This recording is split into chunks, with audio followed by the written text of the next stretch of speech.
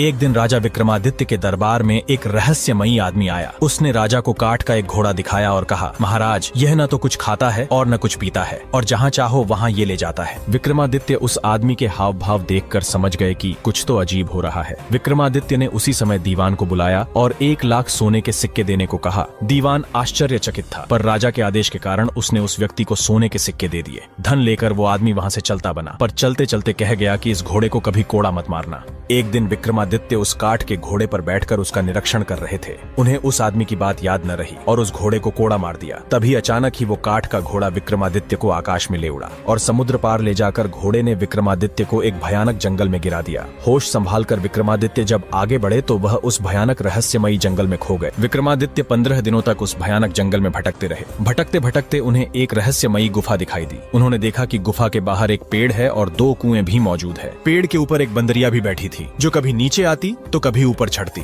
विक्रमादित्य छिपकर सब हाल देखने लगे। दोपहर होते ही एक तांत्रिक उस गुफा से बाहर आया और कुएं से पानी लिया और उस बंदरिया पर छिड़क दिया। तभी वह एक बहुत ही सुंदर स्त्री बन गई। तांत्रिक पहर भर उसके साथ रहा और फिर दूसरे कुएं से पानी लेकर स्त्री पर छिड़का कि वह फिर से बंदरिया बन गई और पेड़ पर जा बैठी और तांत्रिक वापस उस गुफा में चला गया। यह देखकर विक्रमादित्य को बहुत ही अचंभा हुआ। विक्रमादित्य ने भी कुएं के पानी को जब उस बंदरिया पर छिड़का तो वह एक सुंदर स्त्री बन गई। उन्होंने जब प्रेम से उस स्त्री की तरफ देखा तो वह बोली, हमें ऐसे मत देखो, हम तपस्विनी हैं, श्राप दे देंगे तो तुम भस्म हो जाओगे। राजा बोला, मेरा नाम विक्रमादित्य है, मेरा कोई कुछ नहीं बिगाड़ सकता। नाम सुनते ही वह स्त्री विक्रमादित्य के चरणों में गिर पड़ी और बोली, हे राजन, आप अभी यहाँ से चले जाओ, नहीं तो ये तांत्रिक आएगा और हम दोनों को श्राप देकर भस्म कर देगा। विक्रमादित्य ने कहा, तुम कौन हो और इस तांत्रिक के हाथ कैसे लगी? स्त्री बोली, मेरे पिता कामदेव और माँ पुष्पावती हैं। जब मैं 12 बरस की हुई तो मेरे घर वालों ने मुझे एक काम करने को कहा। मैंने वह काम नहीं किया तो उन्होंने गुस्सा होकर मुझे इस तांत्रिक को दे दिया। वह मुझे यहाँ ले आया और बंदरिया बनाकर रखा है। सच है, भाग्य के लिखे को कोई नहीं मिटा सकता।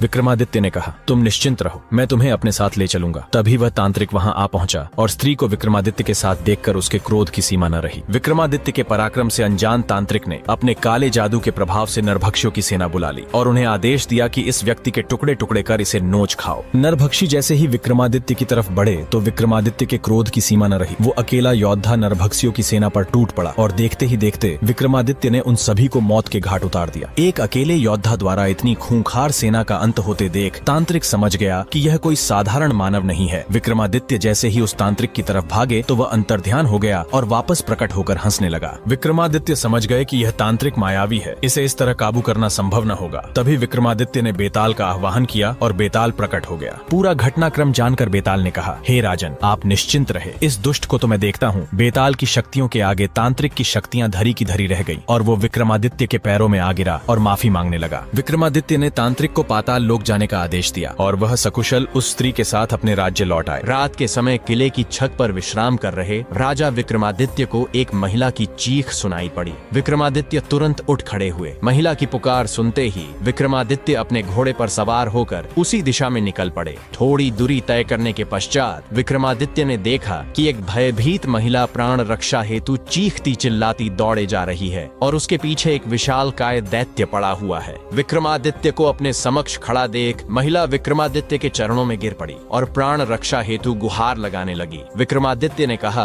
बहन, तुम राजा विक्रमादित्य की शरण में आई हो। मेरे रहते क्षति पहुंचाना तो दूर, तुम्हारा कोई बाल भी बांका नहीं कर सकता। तभी राक्षस जोर से हंस पड़ा और बोला, मूर्ख, तू बचाएगा इसे? अगर अपनी जान की सलामती चाहता है तो तुरंत यहाँ से चला जा। असहाय अबला नारी के बहते आंसुओं को देख विक्रमादित्य का खून खोल उठा, किंतु राक्षस अमर था। रक्त वर्णित आंखें लिए विक्रमादित्य उस विशालकाय दैत्य पर टूट पड़े। दोनों के बीच भीषण संग्राम हुआ। तभी विक्रमादित्य ने तलवार के एक ही वार से उस दानव का सर धड़ से अलग कर दिया, लेकिन उस मायावी राक्षस का सर वापस उस धड़ पर जा लगा। यह देख विक्रमादित्य विचलित न हुए और उन्होंने उस महादानव का सर पकड़कर एक पहर तक जमीन पर घसीटा। तभी मौका देखकर राक्षस वहां से भाग खड़ा हुआ। पीठ दिखाकर भागते हुए पर विक्रमादित्य ने वार नहीं किया और उसे जाने दिया। वह उस औरत के पास जाकर बोले, बहन, अब तुम सुरक्षित हो, वह दानव भाग चुका है। खतरा अभी टला नहीं है राजन, वह राक्षस वापस आएगा और मुझे ढूंढकर वापस इसी स्थान पर ले आएगा। विक्रमादित्य ने कारण पूछा। महिला बोली, मैं सिंहुल द्वीप के एक ब्राह्मण की पुत्री हूँ। एक दिन मैं अपनी सहेलियों के साथ गांव के पास ही मौजूद तालाब में स्नान कर रही थी कि तभी इस राक्षस ने मुझे देख लिया और मुझ पर मोहित हो गया। वहीं से ये मुझे यहाँ उठा लाया और मुझे अपना पति मानने के लिए कहता है। विक्रमादित्य ने राक्षस के पुनः जीवित होने का राज पूछा। स्त्री बोली, इसके पेट में एक मोहिनी वास करती है जो मरते ही इसके मुंह में अमृत डाल देती है, इसी कारण ये जीवित हो जाता है। विक्रमादित्य ने कहा, सौगंध है माँ भवानी की, इस दैत्य का वध किए बिना मैं अपने महल में प्रवेश नहीं करूंगा। इतना कहकर उन्होंने उस औरत को सैनिकों के साथ महल भिजवा दिया और खुद राक्षस की खोज में निकल गए। राक्षस झाड़ियों में ही छुपा था। मौका देखकर उसने विक्रमादित्य पर हमला कर दिया। विक्रमादित्य ने तलवार के एक ही वार से उस राक्षस का पेट चीर दिया। तभी उसके पेट से मोहिनी निकली और वह अमृत लेने के लिए भागी। विक्रमादित्य ने बेताल का आह्वान किया और बेताल ने मोहिनी को पकड़ लिया। अमृत के अभाव में राक्षस तड़प कर मर गया। विक्रमादित्य का पराक्रम देखकर मोहिनी उन पर मोहित हो गई और वो विक्रमादित्य से विवाह कर उनके साथ महल लौट आई। राजा विक्रमादित्य ने एक महाभोज का आयोजन किया। उस भोज में असंख्य विद्वान, ब्राह्मण, व्यापारी तथा दरबारी आमंत्रित थे। भोज के मध्य में इस बात पर चर्चा चली कि संसार में सबसे बड़ा दानी कौन है। सभी ने एक स्वर से विक्रमादित्य को दुनिया का सर्वश्रेष्ठ दानवीर घोषित किया। राजा विक्रमादित्य लोगों के भाव देख रहे थे। तभी उनकी नजर एक ब्राह्मण पर पड़ी जो अपनी राय नहीं दे रहा था, लेकिन उसके चेहरे के भाव से स्पष्ट प्रतीत था कि वह सभी लोगों के विचार से सहमत नहीं है। विक्रमादित्य ने उससे उसकी चुप्पी का कारण पूछा तो वह डरते हुए बोला कि सबसे अलग राय देने पर कौन उसकी बात सुनेगा। विक्रमादित्य ने उसे निर्भय होकर अपनी बात कहने को कहा। ब्राह्मण ने कहा, विक्रमादित्य बहुत बड़े दानी है, ये बात सत्य है, पर इस भूलोक के सबसे बड़े दानी नहीं है। ये बात सुनते ही सभी चौंक गए। साधु ने कहा, समुद्र पार एक तक्षशिला नामक राज्य है जहाँ का राजा अधिरथ जब तक 1 लाख स्वर्ण मुद्राएं प्रतिदिन दान नहीं करता तब तक वह अन्न जल ग्रहण नहीं करता है। अगर यह बात असत्य प्रमाणित होती है तो मैं कोई भी दंड पाने को तैयार हूँ। विक्रमादित्य ब्राह्मण की स्पष्टवादिता से बहुत प्रसन्न हुए और उन्होंने उसे पारितोषिक देकर सादर विदा किया। ब्राह्मण के जाने के बाद विक्रमादित्य ने बेताल का स्मरण किया। जब बेताल उपस्थित हुआ तो विक्रमादित्य ने बेताल को समुद्र पार राजा अधिरथ के राज्य में पहुंचा देने को कहा। बेताल ने पलक झपकते ही उन्हें वहां पहुंचा दिया। अधिरथ के महल के द्वार पर पहुंचकर उन्होंने अपना परिचय उज्जैन के एक साधारण नागरिक के रूप में दिया तथा अधिरथ से मिलने की इच्छा जताई। द्वारपाल जब उन्हें राजा के पास लेकर गया तो राजा ने पूछा कि तुम कौन सा काम कर सकते हो। विक्रमादित्य ने कहा, जो कोई नहीं कर सकता वह काम मैं कर दिखाऊंगा। राजा ने विक्रमादित्य को द्वारपाल के रूप में नियुक्त कर दिया। विक्रमादित्य ने देखा कि राजा अधिरथ सच में प्रतिदिन 1 लाख सोने की मुद्राएं दान में देता है। उन्होंने यह भी देखा कि राजा अधिरथ रोज शाम अकेला कहीं निकलता है और जब लौटता है तो उसके हाथ में 1 लाख स्वर्ण मुद्राओं से भरी हुई थैली होती है। एक दिन शाम को विक्रमादित्य ने छिपकर राजा का पीछा किया। उन्होंने देखा कि राजा समुद्र में स्नान करके एक मंदिर गया और एक प्रतिमा की पूजा अर्चना करके उबलते तेल के कड़ाह में कूद गया। जब उसका शरीर जलकर भुन गया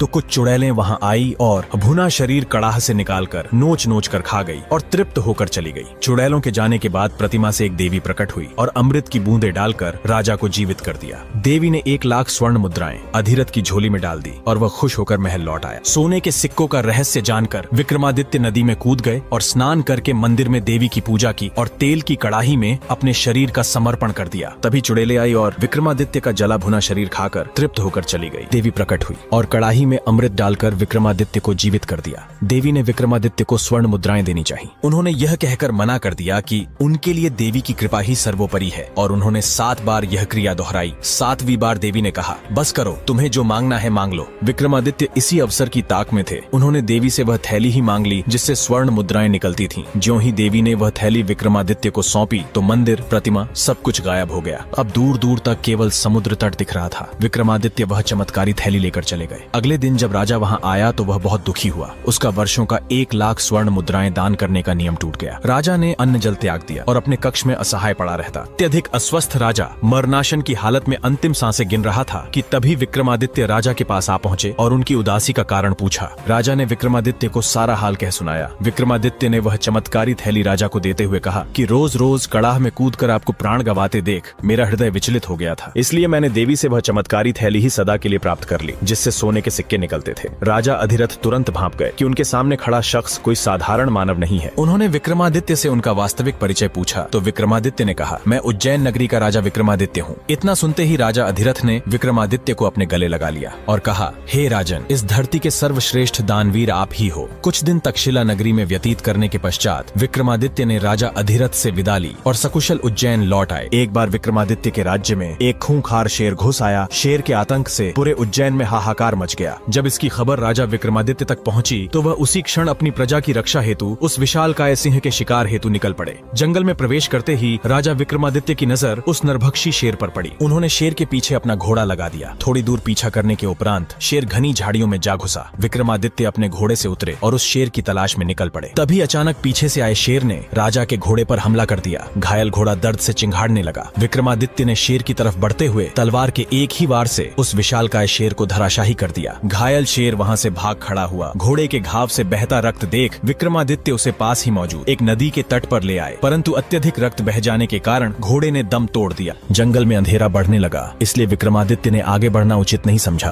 वे पास में ही मौजूद एक वृक्ष के नीचे बैठ गए। तभी कुछ क्षणों बाद उन्होंने देखा कि नदी में कुछ हलचल हो रही है। नदी में तैरता हुआ एक शव आ रहा है और उस शव को एक तांत्रिक और एक बेताल ने पकड़ा हुआ है। दोनों आपस में झगड़ रहे हैं। वे दोनों झगड़ते झगड़ते किनारे आ पहुंचे। दोनों उस शव पर अपना अपना अधिकार जता रहे थे। तांत्रिक का कहना था कि यह शव उसने तंत्र साधना के लिए पकड़ा है और बेताल उस शव को खाकर अपनी भूख मिटाना चाहता था। दोनों में से कोई भी अपना दावा छोड़ने को तैयार नहीं था। विक्रमादित्य को सामने देखकर दोनों भागकर उनके पास आ पहुंचे और बोले, हे राजन, आप न्याय करो कि इस शव पर किसका हक है। विक्रमादित्य ने कहा, तुम दोनों को न्याय के लिए शुल्क अदा करना होगा। तांत्रिक ने उन्हें एक चमत्कारी बटुआ दिया जिससे मांगने पर वह कुछ भी दे सकता था। बेताल ने उन्हें मोहिनी काष्ठ का टुकड़ा दिया जिसका चंदन घिसकर अदृश्य हुआ जा सकता था। विक्रमादित्य ने बेताल को भूख मिटाने के लिए अपना मृत घोड़ा दे दिया और तांत्रिक को तंत्र साधना के लिए शव। इस न्याय से दोनों बहुत खुश हुए और संतुष्ट होकर चले गए। रात घिर आई थी और विक्रमादित्य को जोरों की भूख लगी। उन्होंने बटुए से भोजन मांगा। तरह तरह के व्यंजन उपस्थित हुए और उन्होंने अपनी भूख मिटाकर मोहिनी काष्ठ के टुकड़े को घिसकर अदृश्य हो गए। अब उन्हें किसी भी हिंसक वन्य जंतु से खतरा नहीं रहा। अगली सुबह उन्होंने बेताल का स्मरण किया और अपने राज्य की सीमा पर पहुंच गए। उन्हें महल के रास्ते में एक भिखारी मिला जो भूखा था। विक्रमादित्य ने बिना कुछ सोचे तुरंत वह चमत्कारी बटुआ उसे दे दिया ताकि जिंदगी भर उसे भोजन की कमी न हो। अपने ही सर को काटकर विक्रमादित्य ने क्यों फेंक दिया? और फिर क्या हुआ? एक बार विक्रमादित्य अपने राज्य के भ्रमण पर निकले थे